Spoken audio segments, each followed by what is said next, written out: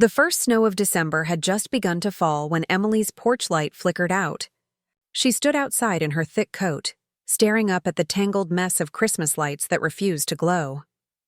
It was the first Christmas since her husband had left, and she wanted, more than anything, for her house to look warm again. Her neighbor Jack noticed from across the street. He was the quiet type, early 30s, always polite, always helping others. When he saw her struggling with the ladder, he called out with that calm, friendly tone she'd come to recognize. "Need a hand with those lights?" he asked, already walking over with a smile that carried a kind of quiet reassurance. She hesitated at first. She wasn't used to accepting help anymore, but there was something sincere about him. So she nodded.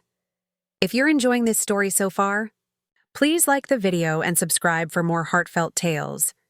As he climbed the ladder and began untangling the wires, Emily noticed how comfortable he seemed up there, steady, sure, like he'd done this 100 times. The lights slowly began to take shape, one string after another, until the porch began to glow softly in the dusk. For the first time in months, her house didn't look empty. Jack climbed down, brushing snow from his jacket. "There," he said, smiling. "Looks like Christmas again." Emily smiled back. "Thank you. I've been putting it off all week. I just didn't feel like it." Jack looked at her for a moment, the kind of look that saw more than words said. "Sometimes," he said quietly, "we need a little light even when we don't want it." The words caught her off guard. She didn't know what to say, so she just nodded and offered him hot cocoa. They sat on her porch steps, the lights flickering above them, snow falling in slow spirals. It felt peaceful. But beneath that peace was a strange undercurrent, something Emily couldn't quite name. Jack seemed to know a lot about her late-night walks, the way she kept the curtains closed, the fact that she hadn't been to her sister's since spring. He mentioned them casually, but it made her wonder how he knew. As they talked, she realized he lived alone too. His parents had passed years ago, and he'd never married. "Just me in the house," he said, sipping his cocoa. Emily smiled faintly. "Sometimes that sounds nice, quiet." Jack nodded. "It can be. But too much quiet isn't peace. It's loneliness pretending to be comfort." She didn't know why, but those words settled deep. The porch light glowed against his face, soft and warm, and for the first time, Emily noticed the tiredness in his eyes. When the wind picked up, she offered him to come inside for warmth. He politely declined, saying he should get back. But as he turned, he paused. "By the way," he said, glancing back, "I left an extra box of lights by your door earlier. You might want to check it." Emily blinked. "You did? I didn't even see..." But when she turned, sure enough, there was a small brown box beside the door. She hadn't noticed it before. Inside were brand new lights, identical to the ones she'd bought last year. "Jack," she said slowly, "how did you know which kind I had?" He smiled faintly. "Lucky guess, I suppose." Then he walked away, disappearing into the falling snow. That night, when Emily plugged in the new lights, the entire front porch lit up with a soft golden hue, brighter than before, almost glowing. She stood there for a while, watching the snow drift past the warm lights, feeling an unfamiliar calm settle over her. But as she turned to go inside, she noticed something odd. On the back of the light box, written in small black ink, was her name, not printed. Written, Emily frowned. She hadn't written it. And the handwriting, it wasn't hers. Her stomach tightened. Maybe he just wanted to be helpful, she thought. Maybe it was nothing. But deep down, she couldn't shake the feeling that Jack's kindness wasn't just neighborly. That night, as she lay awake in bed, the golden glow from the porch slipped through her curtains. It should have felt comforting, but instead, it felt like someone was still out there, watching the lights, or maybe watching her. The next morning, Emily tried to brush off the uneasy feeling from the night before. Maybe Jack had just wanted to surprise her with the lights. He'd always been kind, always helping neighbors shovel snow or fix mailboxes. She told herself she was overthinking. Still, when she looked out the window and saw him clearing his driveway, she hesitated before waving. He waved back immediately, smiling like nothing was strange. It should have comforted her. But it didn't. Later that afternoon, Emily went out to pick up groceries. When she returned, she noticed footprints in the snow leading up to her back door. They were large, definitely not hers. She froze. Her heart began to race as she looked closer. The snow was fresh. The prints were new. She checked the door. It was locked. Everything looked fine inside. But when she turned toward the living room, she saw something she hadn't left there. On the table sat a small red ornament, shaped like a heart, no tag. No note. Emily swallowed hard. She didn't remember buying it. That night, she texted her sister Claire to come by for the weekend. "Just feeling lonely," she wrote, leaving out the details. Claire agreed right away. The next day, Jack stopped by again, carrying a snow shovel. "Thought I'd help clear your walkway," he said cheerfully. "You've got ice building up near the steps." Emily thanked him but kept her tone polite, distant. She didn't mention the footprints. As he worked, she stood at the window watching. He was careful, methodical, as if he'd done it for her before. When he finished, he waved again and headed home. She should have felt grateful. But the ornament on her table still bothered her. That evening, Emily decided to test something.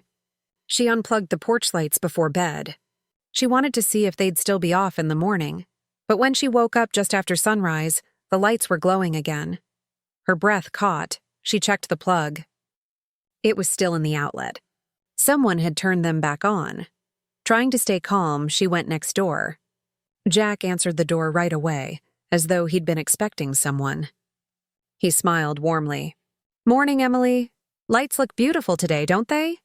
She tried to sound casual. "Yeah, they do. Did you happen to plug them in again? I thought I'd turn them off." He paused for a second, then shook his head. "No, must have been a timer or something." "I don't have a timer," she said quietly. Jack tilted his head as though thinking it over. Strange. Maybe one of the wires just reset on its own. Electrical stuff can be weird sometimes. She nodded slowly, but the explanation didn't sit right. After that, she avoided him. She spent most of the next day cleaning and wrapping gifts. Still, she couldn't stop glancing at the window, half expecting to see him standing outside. But he didn't come over again. When her sister Claire arrived that weekend, Emily finally confessed everything. The lights, the footprints, the ornament. Claire frowned. "That's not normal, Em. Maybe he's just being too friendly, but it's still weird."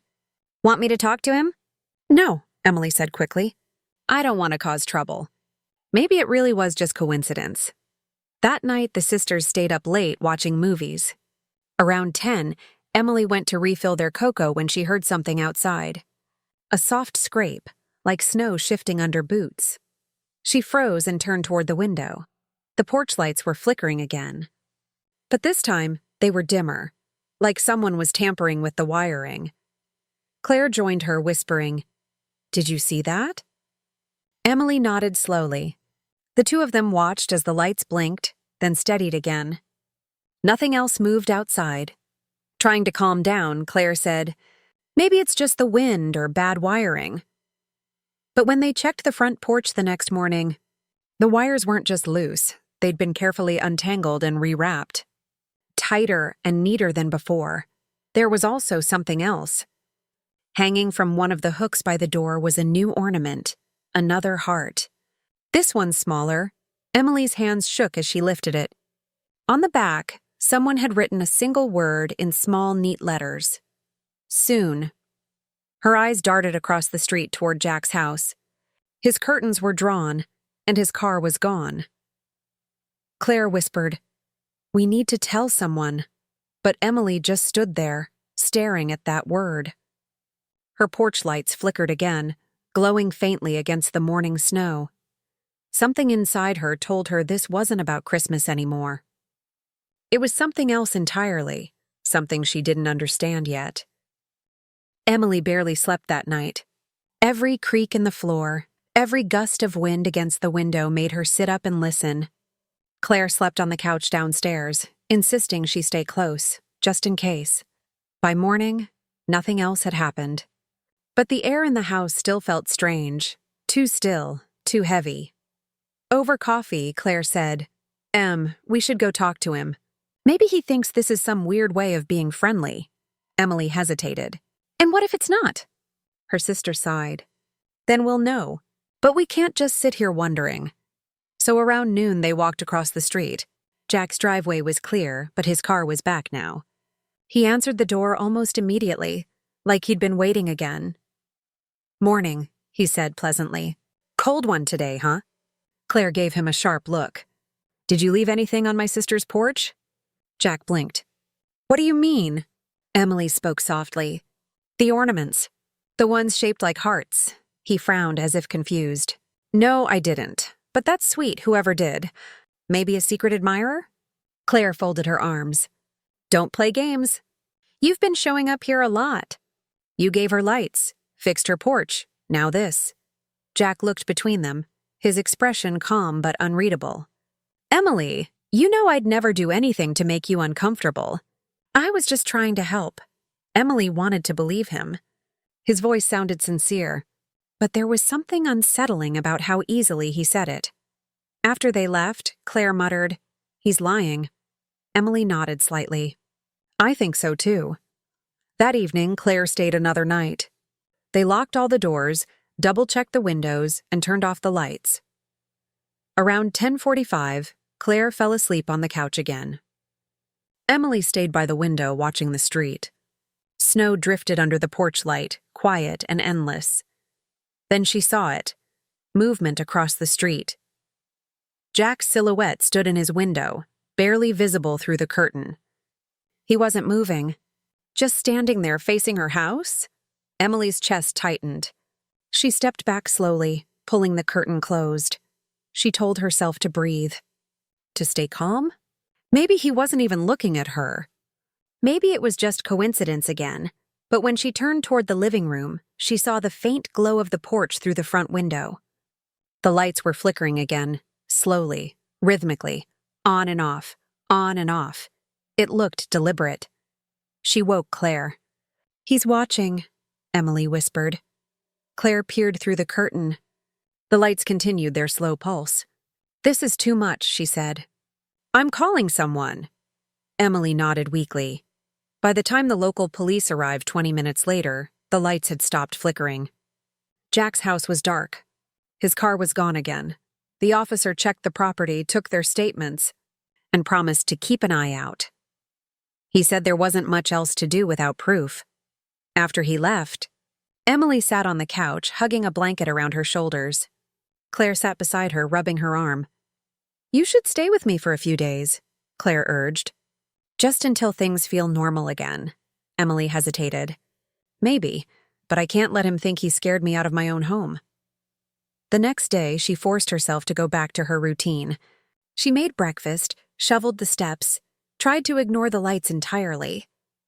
But that afternoon, while taking out the trash, she saw something lying on her porch again. A small envelope. No name. Inside was a folded note written in the same neat handwriting she'd seen before. "I fixed the lights for you again.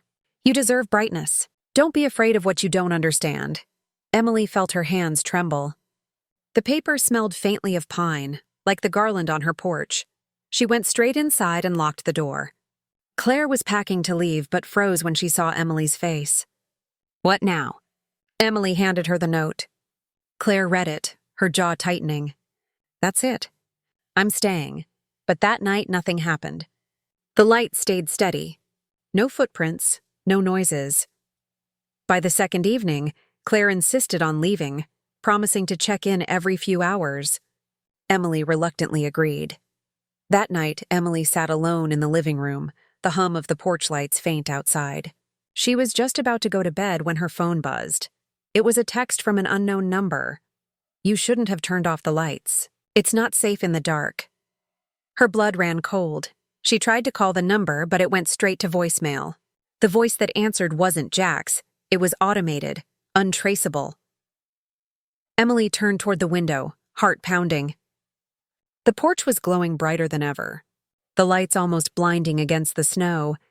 She couldn't tell if someone was out there, but she knew, without any doubt now, that someone was watching. Emily didn't sleep at all that night.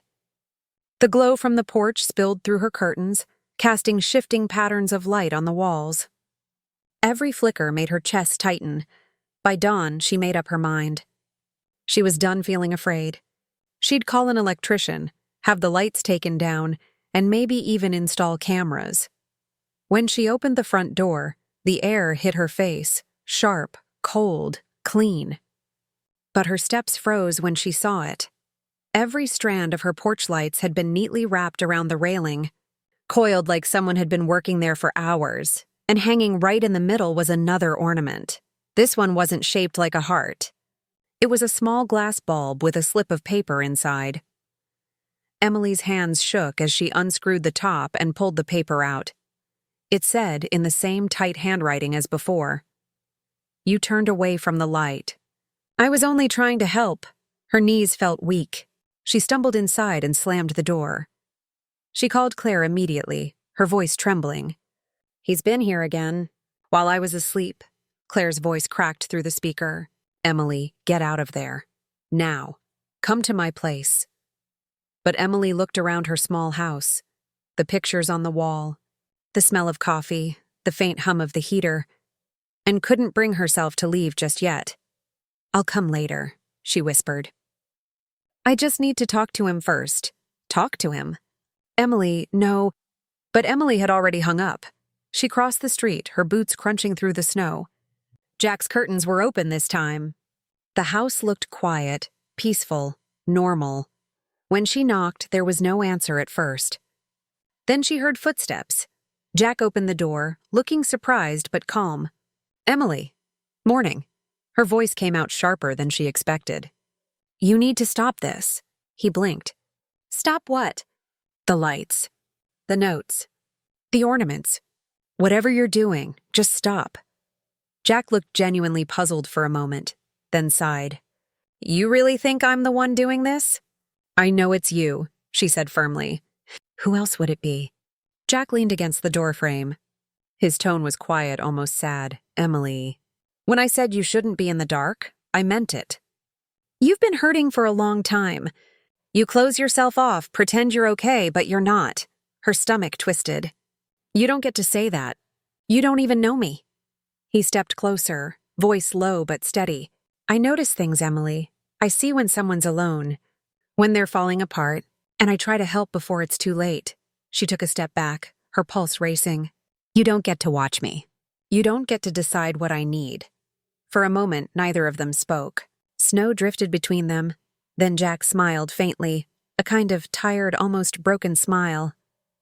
"You'll understand one day. The lights were never just for decoration." Emily turned and walked away, shaking. She didn't look back. When she got home, she packed a bag and left for Claire's place. That night, she tried to rest, but her mind wouldn't stop spinning. What did he mean by that? The lights were never just for decoration. She stayed with Claire for 2 days. When she finally returned home, the street was quiet again. Jack's car was gone. His house was dark. She exhaled in relief. Maybe he'd finally left, but when she opened her front door, her breath caught in her throat. The entire living room was glowing, soft. Golden light everywhere, all her Christmas lights. The ones she'd packed away were hung inside the house, around the windows, along the ceiling, even wrapped around the picture frames. And there, in the center of the room, stood a small wooden box with her name written across the top. Her hands shook as she opened it. Inside were photographs, dozens of them. Some from the night she put up the lights. Some from when she walked to her car. Others taken through her window. Every picture had the same faint, neat handwriting on the back. "I told you. I just wanted you to see the light." Emily dropped the box, her heart pounding. She stumbled backward, hands trembling, tears burning her eyes. She grabbed her phone and called the police again. This time, she didn't hold back. She told them everything. When they arrived, they searched the neighborhood. Jack's house was empty. No sign of him, no car, no footprints in the snow. It was like he had vanished. Emily sat on her porch, shaking under a blanket, watching as the officers carried the box of photos away. One of them asked, "Did you know him well?" She whispered, "Not really. Just thought he was being kind."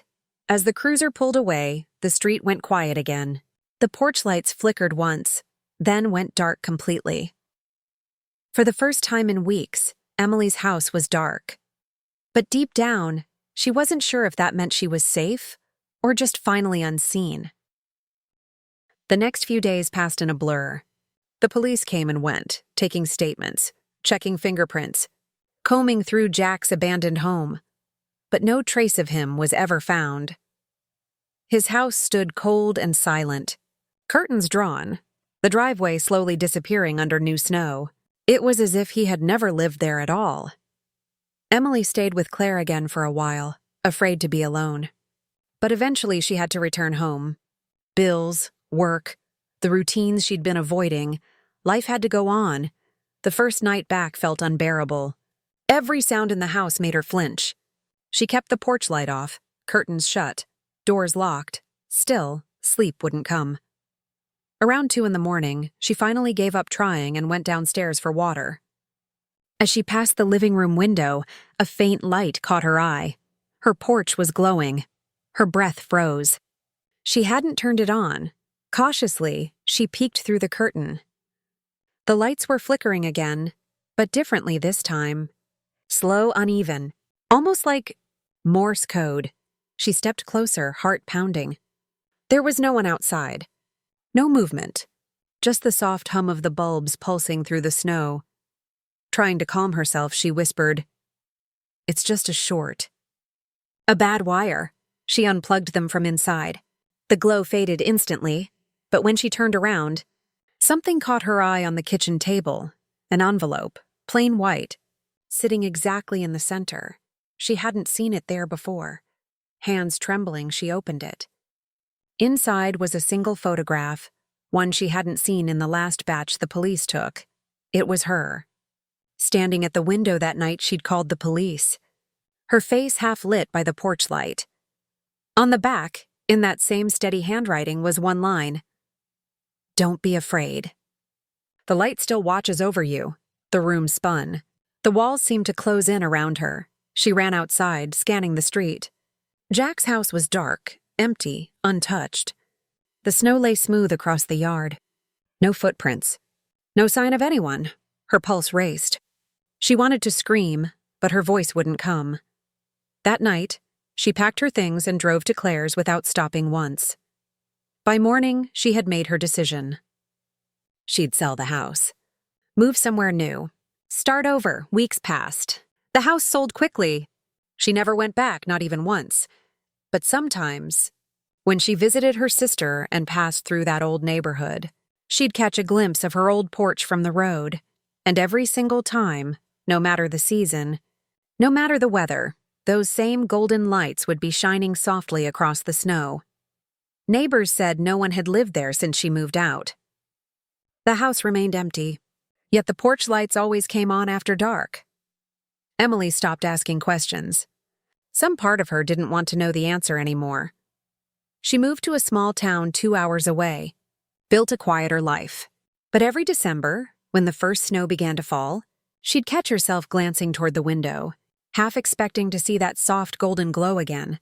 And sometimes, late at night, she'd dream she was standing on that porch once more, the lights flickering gently around her, a familiar voice whispering from the dark. "Don't be afraid of the light." She'd wake with tears in her eyes, the echo of his words fading into silence. And though she told herself it was only a dream, she could never quite bring herself to hang Christmas lights again.